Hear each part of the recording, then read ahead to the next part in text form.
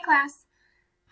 So today I'm going to show you a hint about how to graph linear inequalities, lesson 7.6, in a very quick manner using a graphing calculator such as Desmos online. So I have our 7.6 notes brought up on the right side of the screen. I'm just going to show you that you can graph these inequalities very quickly using this calculator. So if I type in y is greater than 1, and how do you get this screen? There's a little button, this little button right here in the bottom left. If you click on this, it hides it. You click on it again, it opens it. So if I typed in y is greater than 1, you can see my graph right here.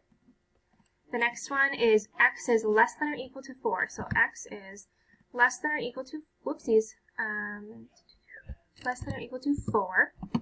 All right, that is that graph. And our last one, 3y is less than 6x minus 6. Okay, so as you can see, these two graphs look the same.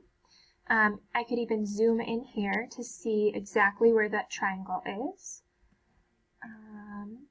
And anything that's in this like shaded region that has all three of those graphs in there, that is a solution. Okay, so I graphed that very, very quickly just by using a graphing calculator.